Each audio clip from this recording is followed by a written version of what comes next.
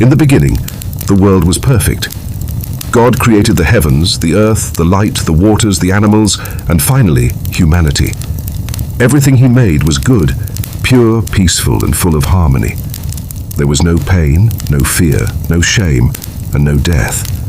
The first man and woman, Adam and Eve, lived in the beautiful Garden of Eden, a place filled with life, joy, and the presence of God himself. The Garden of Eden was more than just a paradise of nature. It was a place of divine relationship. Adam walked with God. Eve lived in perfect unity with both God and Adam. They lacked nothing. They were not burdened by worry or sorrow. Every tree in the garden bore fruit that was pleasing and good. Rivers flowed with life. Animals lived peacefully, and above all, God's presence surrounded them daily. God gave Adam and Eve freedom. They were free to explore, free to enjoy, and free to live in abundance. But along with freedom came one command. God said they could eat from every tree in the garden except one, the tree of the knowledge of good and evil. It was a simple instruction, not meant to restrict joy, but to protect life. This command was not just about fruit. It was about trust. It was about obedience. It was about recognizing that God, as creator, knew what was best for his creation. Obedience at its core is an act of love and trust. When God gives a command, it is never to harm, but to guide. Adam and Eve had everything they needed, yet one boundary existed. That boundary was a test of their loyalty, their faith, and their willingness to trust God's wisdom above their own curiosity. For a time, they lived in obedience. Days passed in peace. They walked with God in the cool of the day. They enjoyed the beauty of creation. Their hearts were pure, and their minds were unburdened. There was no desire to disobey, because there was no lack in their lives. But then came the serpent. The serpent was cunning, subtle, and deceptive. It did not begin with force. It began with a question. Did God really say you must not eat from any tree in the garden? Notice how deception often starts, not with denial of truth, but with distortion of truth. The serpent twisted God's words to plant doubt in Eve's mind. God had given them abundance, yet the serpent made it seem like restriction. Eve responded by correcting the serpent. She said they could eat from the trees, but not from the one in the middle of the garden. She even added that they must not touch it, or they would die. Then the serpent directly contradicted God. You will not surely die. This was the moment where obedience and disobedience stood face to face. God's truth versus the serpent's lie. The serpent continued, saying that if they ate the fruit, their eyes would be opened, and they would be like God, knowing good and evil. Suddenly, the forbidden fruit was no longer just fruit. It became a symbol of power, knowledge, and independence. Temptation often works this way. It does not present itself as evil. It presents itself as desirable, beneficial, and harmless. Eve looked at the fruit. She saw that it was good for food, pleasing to the eyes, and desirable for gaining wisdom. Her thoughts began to shift from obedience to self-justification. She no longer focused on God's command, but on her own perception.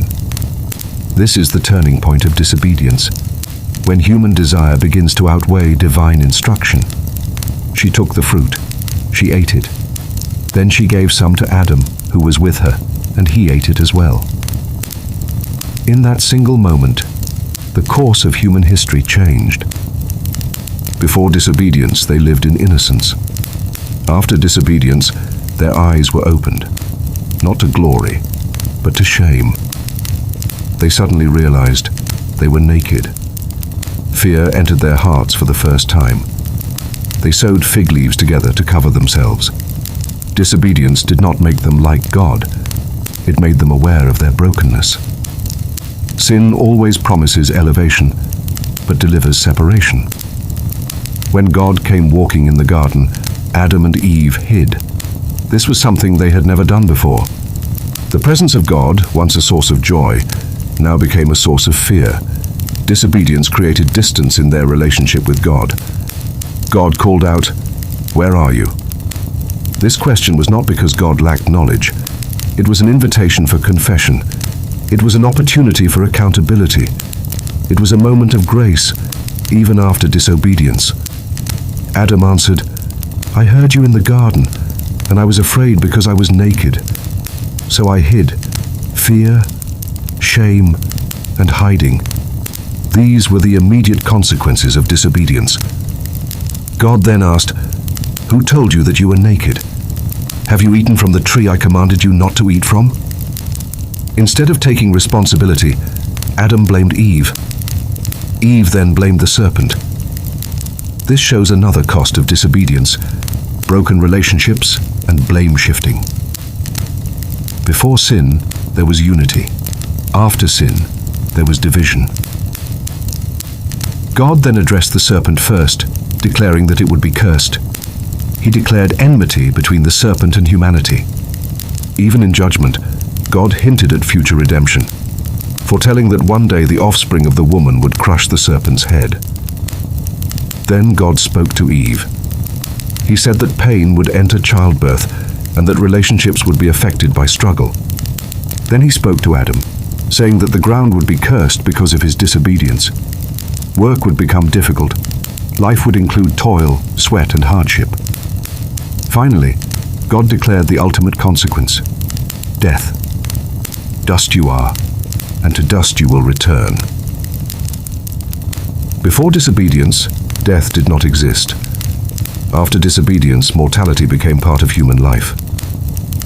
This was the true cost of disobedience, not just punishment, but a transformation of the human condition. Yet even in judgment, God showed mercy. Instead of leaving Adam and Eve in their fragile fig leaf coverings, God made garments of skin for them. This act symbolized both protection and sacrifice. It showed that even after disobedience, God cared for them. God then sent them out of the Garden of Eden, not as an act of cruelty, but as an act of protection, so they would not eat from the tree of life and live forever in a fallen state. The gates of Eden were closed, and cherubim with a flaming sword guarded the way to the tree of life. The cost of disobedience was exile from paradise. But the story of Genesis 3 is not merely a story of punishment. It is a story of choice, consequence, and grace. Adam and Eve teach us that disobedience often begins with small compromises. It begins with questioning truth, entertaining doubt, and focusing on desire rather than obedience. The fruit was not forced upon them, it was chosen. This reveals an important truth. God gives humans free will. Obedience is meaningful only because disobedience is possible. If Adam and Eve had no choice, their obedience would not have been love. It would have been programming. But because they had the freedom to choose, their disobedience carried real consequences.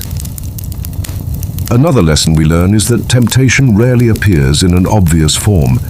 It comes subtly, appealing to our senses, our pride, and our curiosity. The serpent did not command Eve to rebel. It suggested an alternative perspective. It reframed disobedience as enlightenment.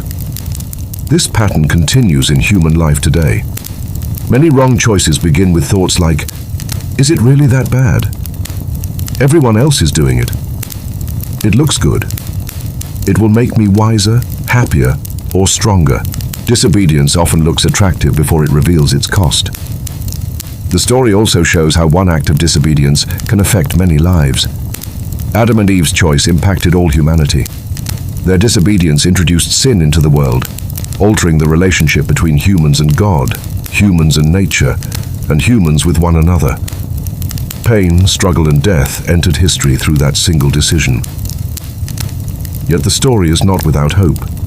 Even after their failure, God did not abandon Adam and Eve. He spoke to them, He clothed them, He guided their future. This reveals that God's justice is always balanced with mercy. Obedience is not about restriction, it is about alignment with divine wisdom. When God sets boundaries, He does so out of love, not control. The tree in Eden was a symbol of trust. God wanted Adam and Eve to trust His word more than their own perception. Their disobedience teaches us that actions have consequences even when forgiveness is available. Grace does not erase consequences, but it provides restoration and hope. Another deep lesson from Genesis 3 is the power of responsibility. When confronted, Adam blamed Eve. Thus, Genesis 3 is not just a story of a forbidden fruit. It is a mirror reflecting the human heart.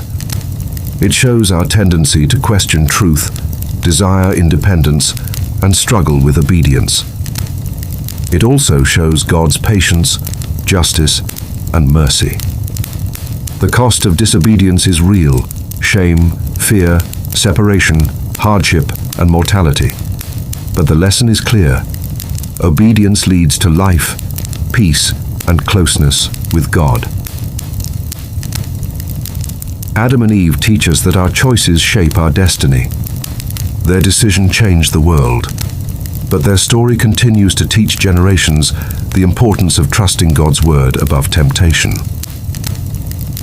In the end, obedience is not about losing freedom. It is about choosing the path that leads to true life. Disobedience may offer temporary gain, but it always carries lasting consequences. And so the story of Genesis 3 stands as a timeless message. Trust God. Guard your heart against deception. Take responsibility for your choices. And remember that even when disobedience brings consequences, God's mercy still calls out, asking, "Where are you?"